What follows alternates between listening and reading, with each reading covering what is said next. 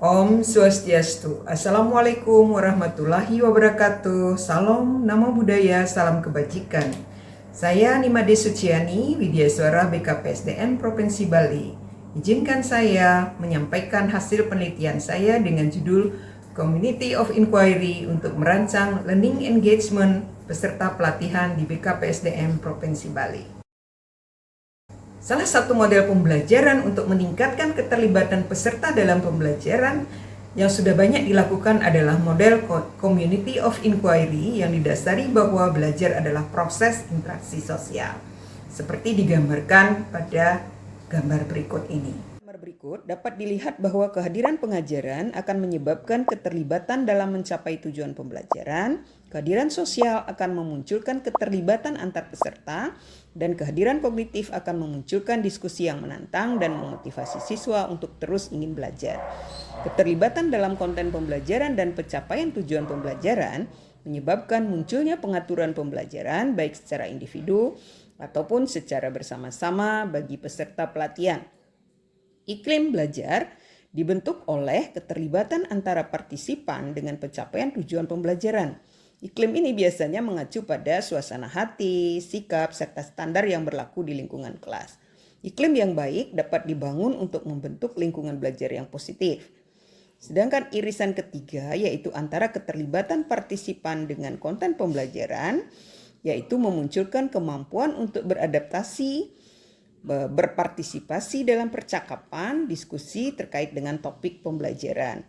Ini tentu akan menjadi tantangan besar dalam pembelajaran jarak jauh.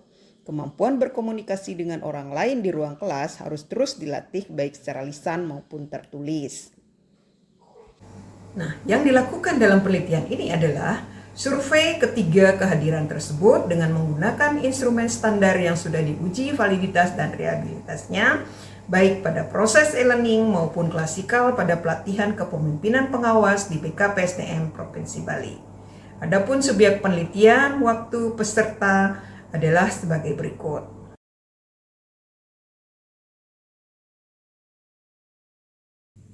Sedangkan instrumen dan kisi-kisinya adalah sebagai berikut.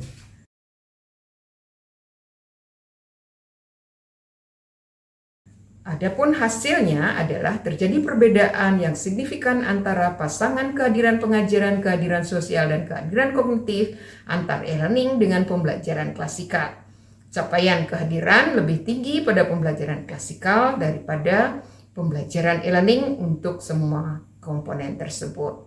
Oleh karena itu, rekomendasi yang saya berikan pada penelitian ini adalah penerapan Community of Inquiry pada pembelajaran jarak jauh berdasarkan pengalaman yang telah dilakukan baik pada pelatihan teknis maupun pelatihan manajerial ataupun LATSA. Nah, sebelum memberikan rekomendasi dan tips dalam penerapan, ada baiknya kita simpulkan dulu dari inti Community of Inquiry, yaitu bahwa ketiga unsur berikut harus ada dalam proses pembelajaran. Pertama, kehadiran pengajaran. Apa ciri-cirinya? Menyajikan isu, kemudian diskusi, memberikan pembahasan, mengarahkan diskusi, lalu kehadiran sosial adalah mengapresiasi dengan ramah, terbuka, membangun kebersamaan, dan memotivasi. Sedangkan kehadiran kognitif yang merupakan inti dari pembelajaran adalah bagaimana kita bisa merangsang rasa ingin tahu peserta, bertukar informasi, kemudian menghubungkan ide dan menerapkan ide baru. Oke, sekarang kita lanjutkan dengan contoh rekomendasi dalam penerapan e-learning berdasarkan pengalaman, yaitu 5 tips untuk meningkatkan learning engagement pada e-learning. Tips yang pertama adalah aktifkan diskusi WA group sebelum kelas dimulai. Nah, berdasarkan pengalaman mengelola pelatihan teknis selama kurang lebih 2 tahun, itu panitia penyelenggara mengajukan pertanyaan, kenapa kelas saya selalu lengkap ketika pembelajaran daring akan dimulai dibandingkan dengan kelas-kelas yang lain? Jawaban saya adalah saya selalu memanfaatkan WA group untuk komunikasi. Kemudian langkah kedua, saya membuat kelas maya dengan bantuan Google Classroom. Melalui WAG saya kirimkan link agar peserta segera bergabung di Google Classroom. Kemudian setiap periode tertentu saya selalu update kehadiran mereka di Google Classroom melalui WA, sehingga akan terlihat siapa yang belum bergabung. Jika ada kendala untuk mereka bergabung, saya arahkan sampai semuanya tergabung. Di dalam Google Classroom saya sudah upload semua materi dan penugasan termasuk video atau referensi lain. Nah, itu kalau pada pelatihan teknis. Kenapa? Karena pelatihan teknis ini pada umumnya peserta itu tidak terlalu lebih rendah lah disiplinnya, karena mereka tidak ada mengejar gitu ya jabatan. Tapi kalau pelatihan latsar dan pelatihan kepemimpinan, mereka pada umumnya akan jauh lebih disiplin karena mereka takut tidak lulus ya. Nah, oleh karena itu kalau pada pelatihan latsar atau pelatihan kepemimpinan cukup pada grup harus diinformasikan dan disapa mereka seperti berikut. Selamat pagi semuanya, perkenalkan saya Widya Suara, pengampu materi agenda 3. Sekedar mengingatkan, besok pertemuan sinkronus akan dimulai sesuai jadwal. Diharapkan seluruh peserta hadir tepat waktu. Nah, seperti itu saja informasinya, kemudian para peserta akan menjawabnya dan besoknya mereka akan hadir tepat waktu. Tapi kalau pelatihan teknis itu harus diawali dengan komunikasi sebelumnya di dalam grup WA.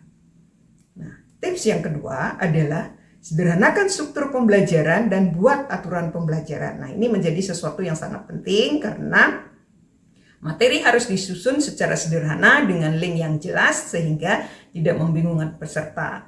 Lalu buat aturan pembelajaran untuk disepakati bersama beserta tagihannya.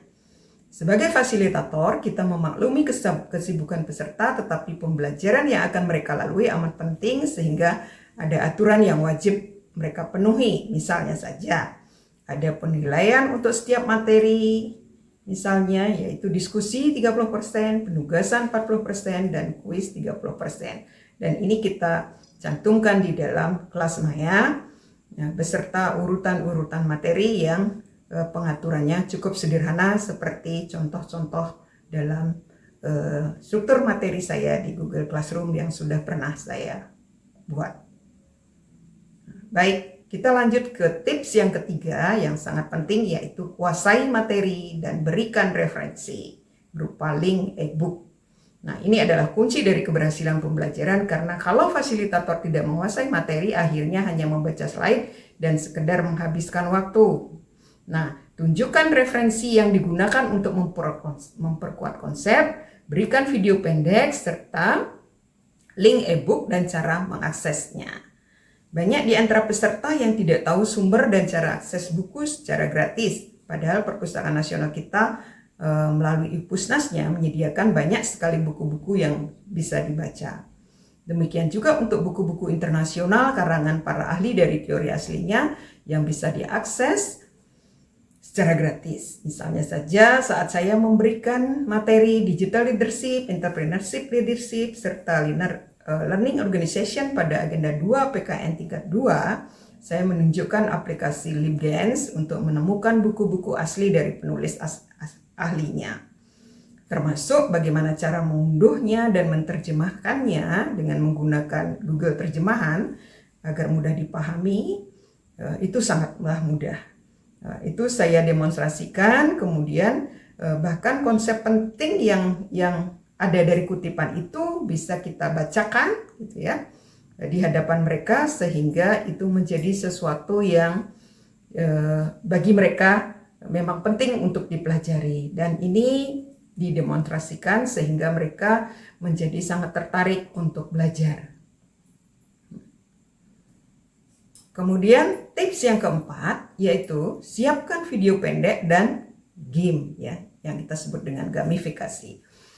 Memberikan video pendek untuk mendukung konsep dan implementasi dari materi yang dipelajari sangat penting karena dapat memancing respon peserta untuk berpendapat. Ketika mereka bersama-sama berpendapat, ini akan memunculkan antusiasme, motivasi dalam mereka belajar secara bersama-sama.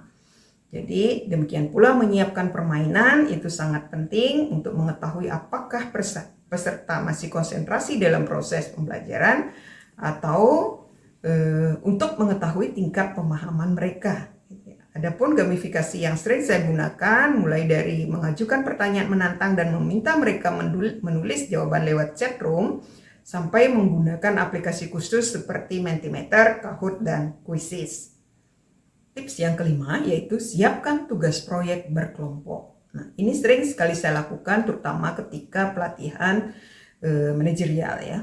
Jadi untuk mendukung keterlibatan peserta secara sosial, selalu berikan mereka tugas proyek secara berkelompok. Tugas yang paling sering saya berikan adalah melakukan benchmarking secara virtual. Karena ini bisa menjawab praktek implementasi dari konsep yang mereka pelajari. Bahkan pengalaman proyek ini sangat berhasil meningkatkan kolaborasi antar peserta, juga meningkatkan kemampuan mereka untuk menggali informasi dan melakukan wawancara dengan narasumber secara virtual. Rekaman wawancara mereka dengan narasumber memperkuat konsep yang mereka pelajari. Seperti contoh berikut ini. Saya mencontohkan, kalau Ibu Bapak menitipkan tugas sama anak di classroom, nanti cara memeriksanya seperti ini ya. Buka classroom-nya, Ibu Bapak buka tugasnya tadi. Jadi saya nitip tugas di sini. Ini ya, pembuatan RPP daring. Ini kan ada satu masuk ya. Nah, demikianlah 5 tips yang saya berikan untuk mengimplementasikan bagaimana Community of Inquiry ini diterapkan dalam pembelajaran jarak jauh. Ya. Demikian yang bisa saya berikan. Saya akhiri presentasi saya dengan sebuah pantun. Jika masih menjadi widya suara, mari kita buat makalah. Sampai di sini saya bicara, maafkan jika ada yang salah. Om Santi Santi Santi. Om, wassalamualaikum warahmatullahi wabarakatuh.